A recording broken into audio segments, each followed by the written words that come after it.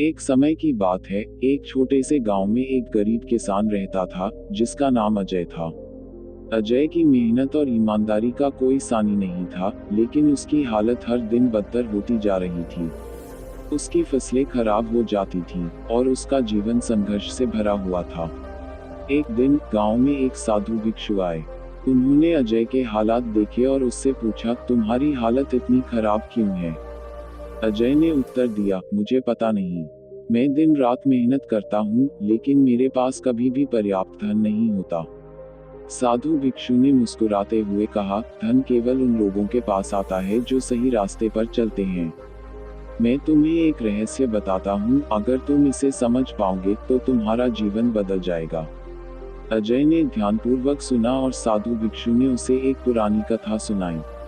प्राचीन समय में एक धनवान व्यापारी था जिसका नाम सूरज था।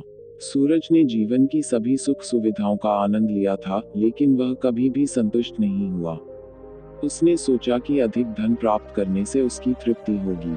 इसलिए उसने एक बौद्ध साधु से सलाह ली। साधु ने सूरज से कहा, धन कमाना केवल एक हिस्सा है, असली अमीरी तुम्हारी आत्मा की शांति और संतोष में है। तुम अगर चाहोगे कि सच्ची समृद्धि प्राप्त करो तो तुम्हें समझना होगा कि वास्तविक धन क्या है। सूरज ने सोचा कि साधु की बात शायद उसकी समझ से परे है, लेकिन उसने इसके बारे में सोचा और एक साल के लिए साधु की सलाह मानने का निर्णय लिया।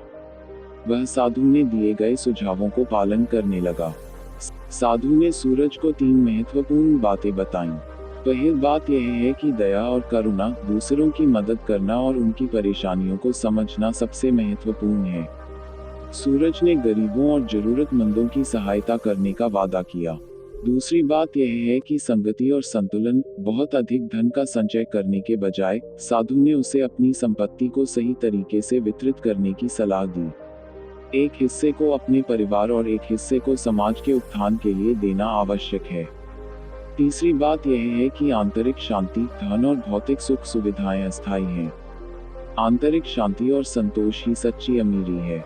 सूरज को ध्यान और साधना के माध्यम से आत्मा की शांति प्राप्त करने की सलाह दी गई। सूरज ने साधु की सलाहों का पालन करना शुरू कर दिया। उसने अपनी संपत्ति को सही तरीके से वितरित करना शुरू किया और गरीबों की सहायता की।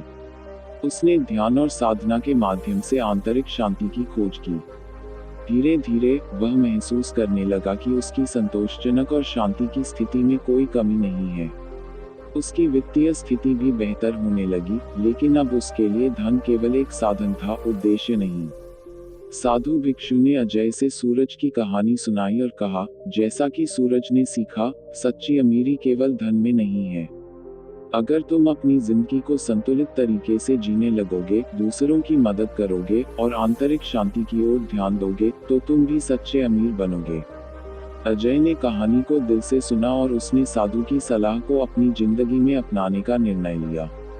वह केवल धन जुटाने के बजाय अपने जीवन को संतुलित बनाने और दूसरों की सहायता करने पर ध्यान देने लगा।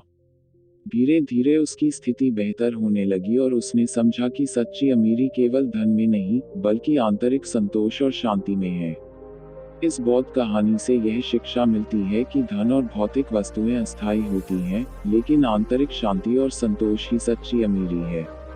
दूसरों की मदद करना, सही दिशा में अपनी संपत्ति का उपयोग करना और आत्मिक शांति की खोज करना, यह सब मिलकर हमें सच्चे अमीर बना सकते हैं।